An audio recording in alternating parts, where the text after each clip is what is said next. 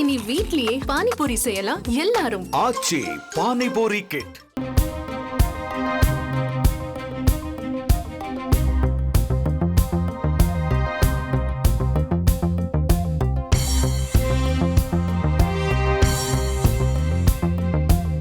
இறக்குமதி கார் உதிரி பாகங்களுக்கு ட்ரம்ப் விதிக்கும் வரி அமெரிக்கர்களை எப்படி பாதிக்கும், இந்தியாவுக்கு பாதிப்பு இருக்குமா என்பதை இந்த தொகுப்பில் பார்க்கலாம். டாரிஃப்ஸ் என்ற ஒற்றை வார்த்தையில் உலகை மிரட்டி வருகிறார் அமெரிக்க அதிபர் ட்ரம்ப்.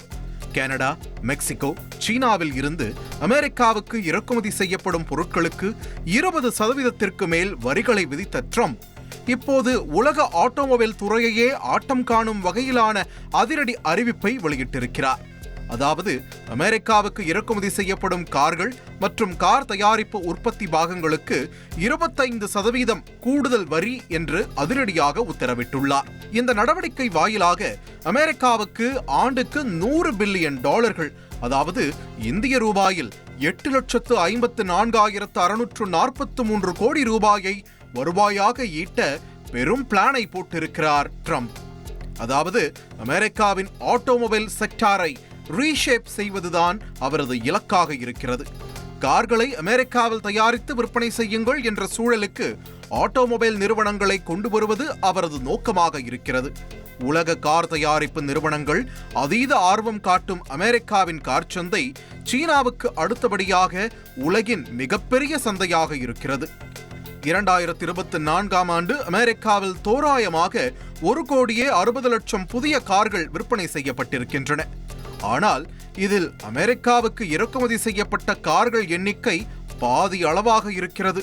அதாவது கிட்டத்தட்ட 8 மில்லியன், அதாவது பாதிக்கு பாதி 80 லட்சம் கார்கள் அமெரிக்காவிற்கு இறக்குமதி செய்யப்பட்டு விற்கப்பட்டிருக்கிறது.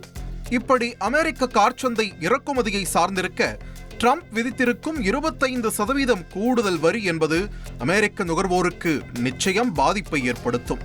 2024ஆம் ஆண்டு கார் உதிரி பாகங்கள் என $474 பில்லியன் அமெரிக்கா இறக்குமதி செய்திருக்கிறது.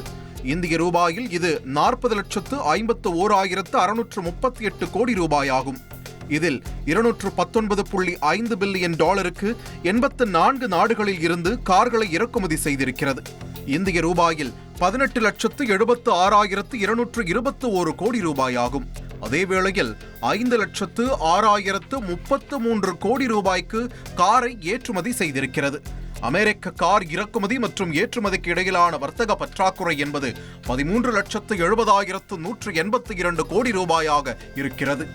அதாவது அமெரிக்கா காரை இறக்குமதி செய்யும் அளவிற்கு ஏற்றுமதியை செய்யவில்லை. அமெரிக்காவின் உள்நாட்டு நிறுவனங்களான ஜெனரல் மோட்டார்ஸ், ஃபோர்ட், ஸ்டெலாண்டிஸ் போன்ற நிறுவனங்கள் மில்லியன் கணக்கான கார்களை உருவாக்கினாலும் அமெரிக்கா ஆட்டோமொபைல் சந்தையில் புதிய மாடல் கார்களுக்கு கிராக்கி அதிகமாகவே இருக்கிறது.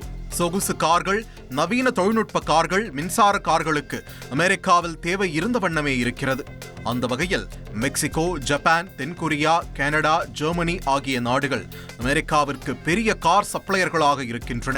2024ஆம் ஆண்டு தோராயமாக மெக்சிகோ 25 லட்சம் கார்களையும், தென்கொரியா 14 லட்சம் கார்களையும், ஜப்பான் 13 லட்சம் கார்களையும், கனடா 11 லட்சம் கார்களையும், ஜெர்மனி 4,30,000 கார்களையும், பிரிட்டன் 90,000 கார்களையும் அமெரிக்காவிற்கு ஏற்றுமதி செய்திருப்பதாக S&P குளோபல் மொபிலிட்டி தரவுகள் தெரிவிக்கின்றன.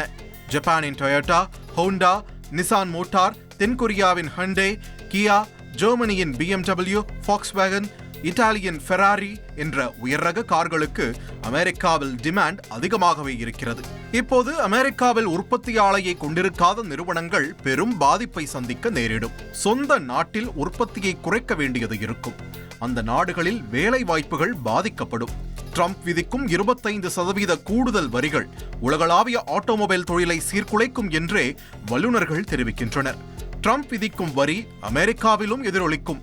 அமெரிக்காவில் கார்களின் விலை அதிகரிக்கும். அதாவது அங்கு கார்களின் விலை $6,000 முதல் $15,000 வரையில் உயரும் என்று வல்லுநர்கள் கணிக்கின்றனர். அதாவது இந்திய ரூபாயில் 5 லட்சம் முதல் 13 லட்சம் வரையில் உயரலாம். இத்தாலியன் ஃபெராரி நிறுவனம் ட்ரம்ப் வரி விதிப்பை ஈடுகட்ட கார்கள் விலையை 10% உயர்த்துவதாக அறிவித்துவிட்டது. பழைய காரை சரி செய்ய தேவையான உதிரி பாகங்களின் விலை அதிகரிக்கும். அமெரிக்காவில் காரை பழுது பார்க்கும் செலவும் அதிகரிக்கும். வாகன உற்பத்தியாளர்களின் வருவாய் குறையும். மெக்சிகோ, கனடாவில் இருந்து இறக்குமதி செய்யப்படும் கார்களுக்கு வரி விதிப்பு என்பது அமெரிக்காவின் ஜெனரல் மோட்டார்ஸ், ஃபோர்ட், ஸ்டெலாண்டிஸ் நிறுவனங்களின் லாபத்தை பாதிக்கும் என்றே கணிக்கப்படுகிறது. வாகனங்கள் விலை உயரும் போது விற்பனையும் மந்தமாகும். விற்பனை மந்தமாகும் போது வாகன உற்பத்தியும் முடங்கும் என்று வல்லுநர்கள் எச்சரிக்கின்றனர். கனடாவின் ஆட்டோ பாகங்கள் உற்பத்தியாளர்கள் சங்க தலைவர் பிளேவியோ ஒல்ஃப் பேசுகையில், கனடாவில் 10 லட்சம் கார்கள் அமெரிக்க நிறுவனங்களால் தயாரிக்கப்படுகிறது என்றும் அதற்கு அமெரிக்காவில் இருந்து மூலப்பொருட்கள் பெறப்படுகிறது என்றும் இதை புரிந்து கொள்ளாது ஆட்டோமொபைல் துறையை ஒரு மலையில் இருந்து தள்ளிவிட ட்ரம்ப் தயாராக இருக்கிறார் என்றும் விமர்சித்திருக்கிறார். நீண்ட கால லாப நோக்கம் கொண்ட அமெரிக்காவில் கார் உற்பத்தி என்ற ட்ரம்பின் திட்டம் அந்நாட்டு நுகர்வோர் பர்சுக்கு வேட்டு வைக்கும் என்றே பார்க்கப்படுகிறது. ட்ரம்ப் விதிக்கும் 25% கூடுதல் வரியால் இந்தியா பாதிக்கப்படுமா என்றால், அமெரிக்க ஆட்டோமொபைல் வர்த்தகத்தில் இந்தியாவின் பங்கு குறைவாகவே இருக்கிறது. எனவே நேரடி பாதிப்பு குறைவாகவே இருக்கும் என்று கணிக்கப்படுகிறது. 2024ஆம் ஆண்டு இந்தியாவில் தயாரிக்கப்பட்ட கார்களை அமெரிக்கா இறக்குமதி செய்தது $8.9 மில்லியன் மட்டுமே. இந்திய ரூபாயில் 76 கோடி ஆகும். ஆனால் அமெரிக்காவிற்கு வாகன உதிரி பாகங்கள் ஏற்றுமதியில் இந்தியா கணிசமான பங்கை கொண்டிருக்கிறது. கார்களுக்கான டயர் மற்றும் பிற உதிரி பாகங்கள் என $2.2 பில்லியன் அளவிற்கு இந்திய ரூபாயில் 18,800 கோடியாக உள்ளது. இது அமெரிக்க இறக்குமதியில் வெறும் 2.8% மட்டுமே. இப்போது ட்ரம்ப் செய்யும் வேலையால் சில விநியோக சங்கிலிகள் உடையும் என சொல்லும் வல்லுநர்கள், எந்த ஒரு நாடும் அனைத்து வாகன உதிரி பாகங்களையும் உற்பத்தி செய்யவில்லை. தெளிவான நிலைப்பாட்டை இந்தியா எடுக்கும் போது புது விநியோக சங்கிலியில் உதிரிபாக உற்பத்தி காரை வெற்றிகரமாக இயக்கும் வாய்ப்பும் இந்தியாவுக்கு கிடைக்கும் என்பது வல்லுநர்கள் பார்வையாக இருக்கிறது. இனி வீட்லயே பானிபூரி செய்யலாம் எல்லாரும். ஆச்சி பானிபூரி கிட்.